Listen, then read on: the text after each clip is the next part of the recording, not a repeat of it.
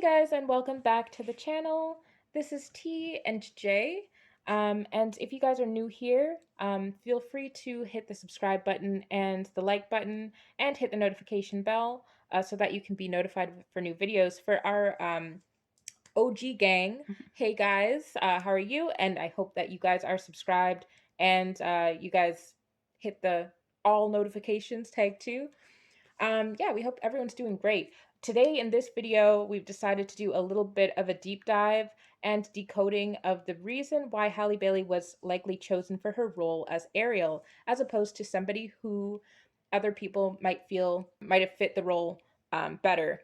We want to start by saying that everything that you see going on right now, like the backlash and anger and everything like that, is really all by design because anger is monetizable. Those who run the media understand which words to say and which images to show you to create a visceral reaction in most of the sleeping masses because the masses are mostly asleep. It's sad to say, but it usually works like a charm. If you guys have heard the word cases these days, many people would have a subconscious anxious reaction to that because we've become trained to be worried about certain things during this time. Also, if you see a character that you've always loved, a classic character, something like that, being played by somebody who looks vastly different from the character that you know them to be, or know them to look like in House of Dragons or Rings of Power, the media knows that this is going to drive a lot of people to anger. We saw this most recently, of course, with Halle Bailey, who will be playing Ariel in the Little Mermaid movie. And the media counts on this kind of public outcry.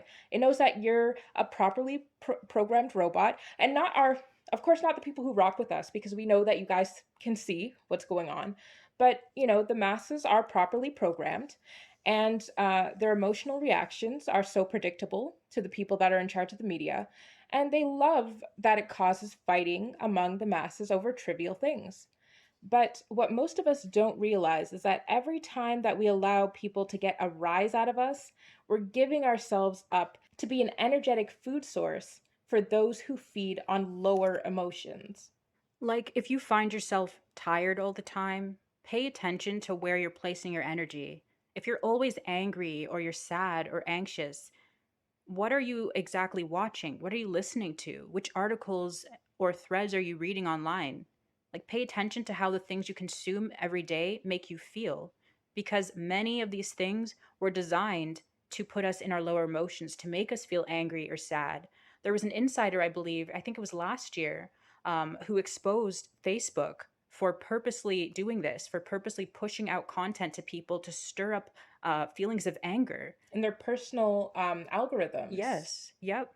or personalized Per- algorithms. exactly.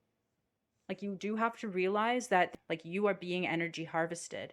Also, the character portrayals that we see nowadays, these revised versions of your favorite characters who look different from the classic versions, are oftentimes meant to bring out the worst of human nature, unfortunately, in the sense that the media, they know what they're stirring up in people when they show you a character who's supposed to be, 7 feet tall and he's supposed to be blonde and this and that, and he turns out to be remade as a young girl, and maybe she's 5'4" or something. They know what they're doing. And then the people who feel discriminated against, they feel hurt, they feel attacked, they feel re-traumatized, and then they go on the defense, and then you've got these two sides fighting each other.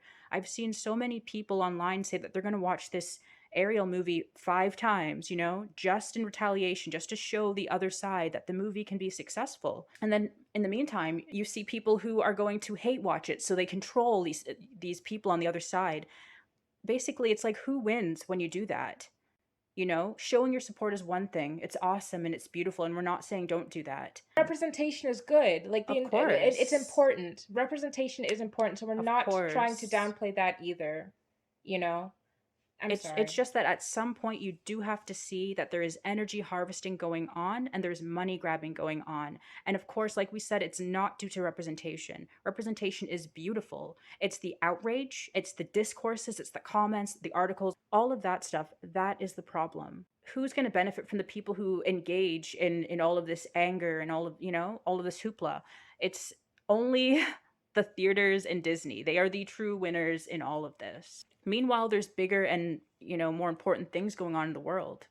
And I wish we would have that passion and that anger and, that uproar perhaps for the things that are actually important happening. That part. So as adults, we kind of feel like we should kind of step back and allow this to be a happy moment for children. They're the main demographic out there, who matter the most when it comes to the movie in the first place. We're kind of not really sure why adults are trying to center ourselves in this, when it's really about kids and their happiness. The kids like it, so we love it, Period. right? But those of us who understand life in the world on a deeper level, and those of us who have eyes to see, we realize that there's rituals and certain things taking place. And remember that this movie is coming out of Hollywood, the place named after the holly tree, a tree believed to have magical properties. So let's get into that a little bit.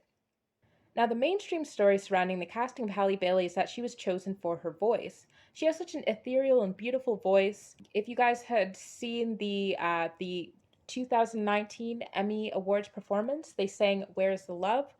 Chloe and Halle sounded beautiful, so much so that one of the producers or casting directors heard her performance and begged her basically to audition for the live action film.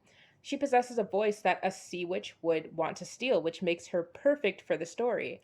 But why didn't they choose Chloe Bailey when they both have such beautiful voices? That's a good question. If you go deeper into Hollywood movies and the casting choices behind their greatest films, you'll actually run into some really interesting patterns. Hollywood tends to pick people who have certain traits in common for certain roles. And one of those traits that they look at when casting people for roles is actually their birth charts. There are professional astrologers in Hollywood because they tend to pick people who have similar placements in their birth charts for certain roles all the time. It's really weird and it seems really random, I know. And if you're not at all like interested in astrology or you don't pay much attention to it, it's going to sound like woo woo. But if you look at the actors who have played certain roles, like certain types of villains, certain types of heroes, they all share astrological placements with each other. And oftentimes they'll even share random physical traits that you wouldn't really notice unless they were pointed out to you. A really big YouTuber, actually, she's not so big, so actually go to her channel and support it. But a YouTuber who actually goes very deep into this is Claire Nakti. She's a Vedic astrologer on YouTube, and in her video, what really creates beauty in astrology, she goes into specifically the placements of Halle Bailey and why she was chosen as our next Ariel in the live action film.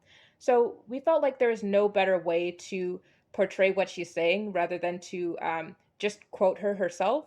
So we're going to go and give you guys a little excerpt. After this, we go and check out her video, go and check out her channel because it's a wealth of information, especially if you're into Vedic astrology, more so even than, just the, oh, what if your sun is in, this placement? What if your fourth house lord is in the eighth house? Like, more so than that, it's very easily accessible because it's things that you can notice and see.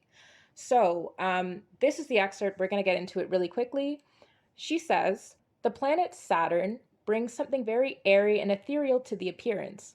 Saturn is said to be the most similar planet to Rahu, which also creates an alien like appearance, and Saturn ruled nakshatras within the primary placements tends to illustrate the otherworldly look of Saturn through wide set eyes and high cheekbones. Guys, your primary placements would be, if you're familiar with astrology, it would be like the sun sign, moon sign, or ascendant sign. So a Saturn ruled nakshatra, which is found within a zodiac sign. Each zodiac sign has 2.5 nakshatras in them. If they're placed in one of these primary placements, then you will prominently show these kinds of traits.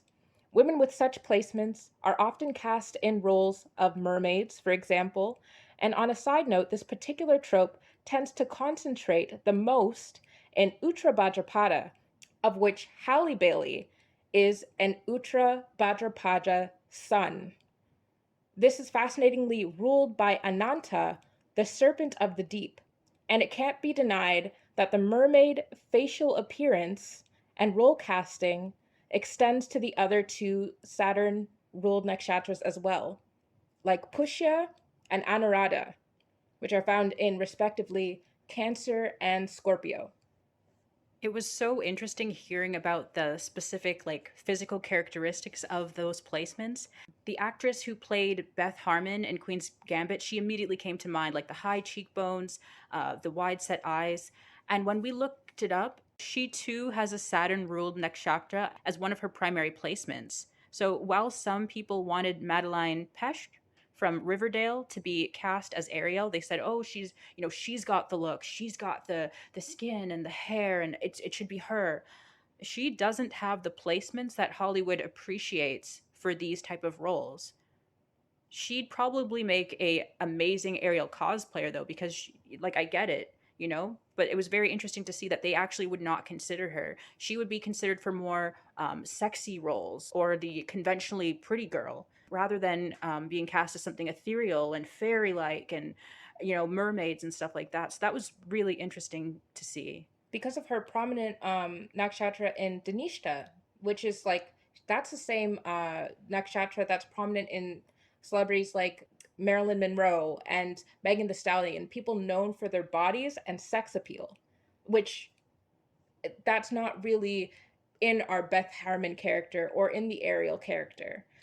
They're more so ethereal beauties. Yeah, that which Yeah. was really interesting. It really was. You can have fun. You can go into this stuff. Check out Claire Nacty's channel, guys. But basically, we want to kind of wrap this up by saying like they lied to us about what you should be paying attention to most in this world. Like they have the masses fixated on race and hair color and stuff like that. Meanwhile, the people who are behind the media, they deal with bloodlines. They deal with energy and occult knowledge. I mean this in the most loving way, but we need to grow up as a human race. When you find out just how far back we go, Lemuria and Atlantis and all these things, we are too old to be this distracted and this gullible and this discriminatory and self-hating. Like, come on. We are in 2022. And that's not even like we are not 2022 years old as a species. So That's so if you true. guys really know our age, like we're not even going to go into it in this video. But sorry, go But if on. you know, you know. And it's like look at things deeper and also take a step back and just allow things to be. Don't engage in what you don't like, but also don't make such a big deal out of it. Don't go fighting and internet arguing and all this stuff. Just ignore it. Thank you. We are several millions of years old as a species. So I'm sorry to go back to it, but it's like because people are gonna be like, of course we're not 2022 years old. We're 10,000 years old, or we're 50,000 years old at least. Like, nah, we go back millions of years, guys. So you're absolutely right. That I mean, come on, it's talk about King Lear, like it's like an old fool. Right. Like we need to get over it. Like trivial things and and learn deeper knowledge. Um, so Sometimes the best way um to go about like dealing with situations in life that we don't like, or that come towards us, is really just to have no reaction. thank You you. can choose not to have a reaction. You can choose not to give your energy away. Exactly. So many things have been happening lately, and we've just chosen not to have reactions. And you know what? Our spirits are so much calmer for it. We need to maybe learn collectively to just be more calm hearted. Thank you. There's so many triggering things that have happened, especially in the past few years. And the only way that we kind of have been able to get through it being positive and being calm is to ignore a lot of the bullshit that we can actually ignore. Not taking in everything and taking it personally and, you know, raising your blood pressure and, just tranquility. Be like a placid lake. Keep a quiet heart. That's how you live a calm, carefree, and happy life. It's like they say, be unbothered. Thank you. So that's it for today, guys. Unless you have anything else to add. I'm good. That was just our mini deep dive. Yeah. This is like, of course, it's far and away from the stuff that we usually. Well, I mean, not really. I mean, we talk about this stuff all the time, but I don't think we do nearly enough videos talking about like the stuff that we're really passionate about, besides like, oh, creating wealth and stuff like that. So if you guys like videos like this, definitely let us know. Keep the comments section, like we don't want the ish storm of the teaser trailer, inside of our comment section. Like anyone who's being disrespectful, you're gonna get blocked. So keep. But if you do have interesting things to add into this discussion, we do welcome your comments, and we'd love to get a discussion going. For sure. Yeah. If you guys can find even more actresses who have some of these interesting traits, you want to throw them in there, that'd be fun. But yeah, positive space only. Um, and yeah, we're going to wrap this up. We'll see you guys in the next one. Thank you so much for watching. Like, comment, and subscribe for more.